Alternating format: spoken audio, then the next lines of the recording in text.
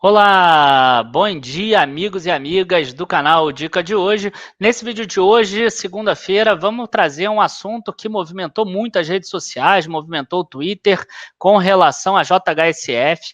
E aí, para não falar apenas da JHSF, vamos falar um pouco mais também sobre como é essa contabilidade de propriedades para investimentos em shoppings, porque aí vocês vão entender como é que é a situação e vocês vão chegar à conclusão de vocês. Vocês vão ver que existe um desconto. Então, nesse vídeo de hoje, a gente vai acabar falando da Multiplan, de Iguatemi, Alliance, Sonai, né, que é a junção da Alliance antiga com a Sonai Sierra, e também vamos falar da JHSF, obviamente. O vídeo deve ficar um pouco mais longo. Quem não quiser assistir o vídeo mais longo é só cancelar ali e sair do vídeo, tá? Mas eu acho que vai ser bem interessante porque a gente vai aprender aqui como é que funciona essa contabilidade. Então, clica já aqui no vídeo, se inscreve no canal, curtam esse vídeo de hoje e a gente começa depois da vinheta.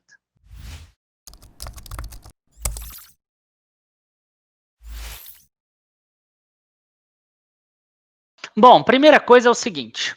O CPC, né, que trata exclusivamente desse shopping, que é o pronunciamento contábil de shoppings, ele vai falar o seguinte, ele fala que a empresa de shopping, ela pode escolher qual forma ela vai declarar as propriedades dela para investimento. Propriedades para investimento são os próprios shoppings que a empresa tem.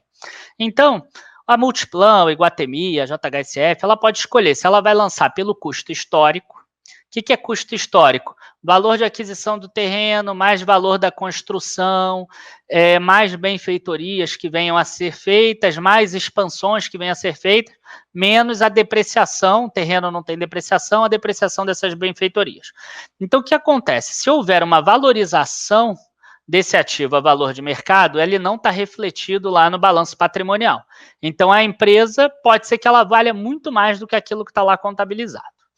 Outra forma que a empresa pode lançar esses dados ela todos os anos contrata uma empresa independente, essa empresa independente faz um laudo, igual os fundos imobiliários fazem, todos os fundos imobiliários de shopping, eles fazem dessa forma.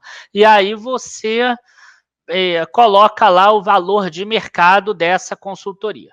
Qual é a grande questão? Em um momento de queda de juros, você tem uma expansão desses preços. Então, essa empresa acaba ganhando valores por causa desse modelo de contabilização. Em um período de alta de juros, a gente vai ver uma contabilização provavelmente negativa em todos esses shoppings nessa variação de propriedades para investimentos. Tá? Então, esse é o grande racional. Só que nesse segundo modelo, você não vai ter muito desconto do valor patrimonial, porque você já está lançando os shoppings a valor de mercado. Então, provavelmente, uma empresa que lança como essa segunda forma, ela vai ter um preço-valor patrimonial muito menor do que uma outra que lança pelo custo histórico. Qual é a outra recomendação desse mesmo pronunciamento? Se a empresa deixa os shoppings em ativos mantidos para venda, quer dizer, ela espera vender esses shoppings em algum momento no futuro, você deve lançar pelo preço justo, pelo valor de mercado real, pelo laudo da avaliação. Então, aquela empresa independente, ela sabe mais ou menos quanto vale aquele imóvel, né, a partir do método que ela utilizar. Normalmente é o fluxo de caixa descontado, mas podem ser outros modelos também.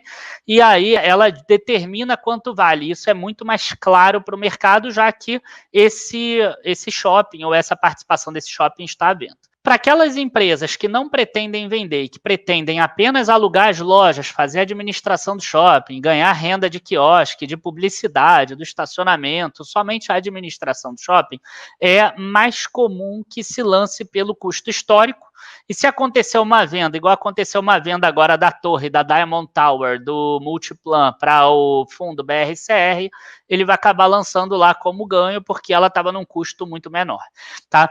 Então, tem essas duas formas de você analisar. Então, vamos dar uma olhada aqui primeiro. Multiplan e Iguatemi lançando pelo custo histórico. Bom, desculpa se ficar pequeno, pessoal, mas é porque isso aqui só está no ITR, tá? Então, hoje a Multiplan, aqui no consolidado dela, ela tem, só para ficar claro, aqui a Multiplan, ela tem 7,4 bilhões de reais em propriedades para investimento, medidas pelo custo histórico. Ó, se vocês olharem aqui bem, vocês vão ver, ó, custo de terreno, mais edificações, mais instalações, mais máquinas, mais arrendamento, enfim, né, pelo custo. Só que as empresas elas são obrigadas a colocar o valor do justo também desses ativos, o valor de mercado. Ela precisa informar uma vez por ano. A Multiplan aqui acaba que coloca todo trimestre. Então, a gente vê aqui as premissas muito conservadoras, custo capital próprio de 12,24%, na verdade ele usou uma desconto básica de 11,97%, uma das maiores taxas de descontos do setor. Caso contrário, o valor justo ficaria até maior. E qual é esse valor justo aqui? O valor justo é esse aqui, ó. No consolidado, 20,8 bilhões de reais. Tá? Então, a Multiplan hoje, apenas nos shoppings dela, se ela vendesse todos os shoppings pelo laudo de avaliação, ela ganharia 20,8 bilhões de reais a partir desse laudo aqui que saiu. Mas isso não é lançado lá. Tanto que, se a gente olhar aqui no Fundamentos, a gente botar aqui o código da Multiplan, vocês vão ver que o patrimônio líquido dela é muito menor do que esses 20,8 bilhões. Ela lança aquele investimento. Né? Então, você vai ver aqui, ó, valor de mercado 12,9 bilhões, a gente vai ver aqui o patrimônio líquido da Multiplan, 5,8 bilhões, dívida líquida, 2,4 bilhões. Então, se você imaginar que a Multiplan hoje vendesse, por exemplo, né, se você imaginar que ela pudesse vender agora por 20,8 bilhões todos os shoppings e abatesse esse 2,4 bilhões de dívida, por exemplo, sobraria 18,4 bilhões, que é muito acima desse patrimônio líquido e que é muito acima do valor de mercado dela hoje, 12,9 bilhões. Então, a gente vê aqui um preço sobre valor patrimonial de 2,2, mas se você pegar valor de mercado, ela está, inclusive, com desconto. Tá? Então, por isso que a gente estava falando isso no vídeo, por isso que a gente estava falando do desconto. Claro que a empresa tem outros passivos além da dívida, mas ela também tem outros ativos além desses shoppings, né? Ela tem contas a receber, enfim, ela tem outros ativos também. Bom, e agora vamos passar aqui para Iguatemi, ó, aparecendo aqui, Iguatemi, empresa de shopping centers SA. Então, as propriedades para investimento do Iguatemi, elas estão sendo contabilizadas ao custo também, né? E aí a gente vê aqui que no consolidado, o Iguatemi tem 4,3 bilhões de reais, tá? Desses custos aqui dos shoppings que ele possui. Um valor muito menor lá do que o da Multiplan, mas esse é o valor do Iguatemi. O valor justo dele seria 14,2 bilhões em 31/12 de 2019. Só que a gente vê aqui que a taxa média de desconto real, 6,1%. Com uma inflação anual na perpetuidade de 3,7%, a gente está falando aí de um desconto em torno de 10%, alguma coisa nesse sentido. Então, quer dizer, você vê que ele tem aqui mais ou menos o triplo do valor do que ele contabiliza, de valor justo, mas também ele usa uma metodologia que está aí um pouco dando mais margem para crescer um pouquinho mais o valor justo. Isso aqui não ajuda nada ele na contabilidade, em gerar mais lucro, nem nada do gênero, porque ele lança pelo custo aqui em cima. E aí, a gente vem aqui agora para a gente dar uma olhada, né? A gente viu lá que vale em torno de 14 bilhões todos os shoppings do Iguatemi. E quanto está valendo hoje o Iguatemi? Ó, a gente vê que ele vale só 5,9 bilhões. Mas qual é a dívida do Iguatemi? Ó, a dívida líquida dele, 1,6. Né? O patrimônio líquido é só 3 bilhões. Então, quer dizer, mesmo se fosse só 12 bilhões e não 14,8, para a gente usar as mesmas premissas da Multiplan, por exemplo, a gente ainda assim teria um valor muito pequeno, né? Se você pegasse 12 bilhões da venda, menos 1,6 aqui, daria o quê? 10,3 bilhões. Hoje ele está sendo negociado a 5,9, por exemplo. Então, hoje ele está aqui com preço sobre valor patrimonial de 1,95, porque ele lança propriedades para investimento no custo. Bom, e agora a gente vai passar aqui para a Alliance Sonai, né, que é uma empresa que quem é nosso assinante já há algum tempo sabe que a gente conseguiu fazer mais de 100%, 120% com essa recomendação. As pessoas surfaram ao longo de 2 anos, na Sonai Sierra ainda, que era a SSBR, depois inverteu, depois juntou, combinou os negócios com a Alliance Shopping Centers e virou a ALSO. Em fevereiro, por muita sorte, o meu preço justo estava dando lá alguma coisa em torno de 55, 56, a ação já tinha chegado em 53, eu falei assim, vamos sair logo porque eu quero colocar outras ações na carteira que estão mais baratas, etc. Então a gente saiu no momento maravilhoso, no momento ótimo, tá? Mas a gente tem uma situação, porque na hora que fez essa combinação de resultados, os ativos que entraram da Alliance, eles entraram com ágio. Então, parte do valor, né, foi incluído como mais-valia na hora disso, e isso vai gerar alguns ganhos fiscais para a empresa também no futuro, tá? Mas a gente não tem exatamente o valor do custo como deveria ser. Por isso que no início eu falei da Multiplan e do Iguatemi. Como é que está a Alliance aqui? A Alliance, ela tem um total de custo de 4,4 bilhões de reais, tá? Nos shopping centers dela. Ela ainda tem uma depreciação acumulada aqui de 445 milhões. Então, o valor líquido de custos seria aqui alguma coisa em torno de 4 bilhões. Só que ela fez uma combinação de ativos aqui, descrito na nota 4.1, que é dessa fusão que ela fez com a Alliance Shopping Centers, que trouxe 3,3 bilhões, 3,4 bilhões quase, de mais-valia de ativos. Então, hoje, ela lança aqui 8,3 bilhões de reais em shoppings. Só que de custo, na verdade, foi 4 bilhões. Quer dizer, ela já lançou alguma coisa. Tanto que ela tem um valor justo de todos os ativos em 14,1 bilhões. Em 2018 era só 7,796, porque ela era apenas aqui, ó. Ela era apenas lá a Sonai Sierra, lá atrás em 2018.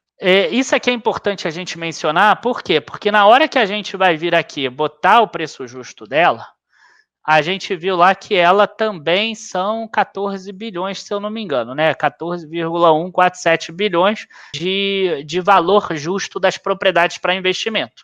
Então, hoje a empresa não tem dívida. Você vê que ela é uma dívida líquida negativa. Então, poderia até somar esse valor, porque ela tem esse valor em caixa. Quer dizer, se ela vender tudo mais o caixa, a gente teria aí 15,4 bilhões. O valor de mercado da empresa hoje é 7 bilhões. Tá? Agora, você vê aqui que o preço sobre valor patrimonial dela, ele fica defasado em relação às outras, porque parte dos valores já foram lançadas lá como mais-valia e aumentaram o patrimônio líquido. Se não tivesse aquela mais-valia de ativos, aqui provavelmente o patrimônio líquido seria alguma coisa em torno de 3 bilhões, 3,1, 3,2. Se a gente pegasse esses 7 bilhões aqui e dividisse, né, 7,069, dividisse por 3 bilhões e 300, ó, daria 2,14 vezes, né? Então, quer dizer, a gente pegou o valor de mercado, dividiu pelo outro, dá muito parecido, dá muito próximo ao valor. E aí a gente vem para a JHSF, que é a que trouxe tanto problema aí, tanta questão, né, no Twitter e etc. A JHSF, ela tem um modelo diferente. Quem acompanha o case há mais tempo, como eu acompanho, já acompanho desde lá de trás, 2017, 2018, a JHSF é uma empresa que ela tem os ativos de shopping center dela disponíveis para venda. Tanto que ela vendeu uma parte lá para o XP Malls. Tanto que alguns ativos que estão em construção já estão vendidos também para o XP Malls. Tá? Então, a empresa ela vende ativos para outros fundos imobiliários, etc. O objetivo dela não é apenas gerar renda, é gerar ganho de capital com isso. Então, ela não se utiliza do custo histórico, que é aquela forma de contabilização. Ela se utiliza do valor justo das propriedades de ativos. E isso faz com que as pessoas criem alguma confusão. Um outro ponto que é importante é o seguinte: a JHSF, nos últimos um ano e meio, ela deixou de ser uma empresa prioritariamente de shoppings e passou a ser uma empresa prioritariamente incorporadora. Tá? Hoje a empresa tem um land bank que ela pode vender aí em torno de 26 bilhões de reais.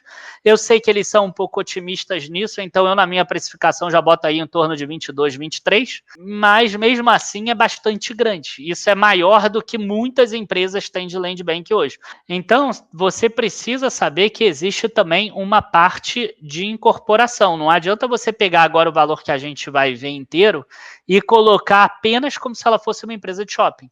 O principal fator de lucro da empresa nesse último trimestre foi a incorporação.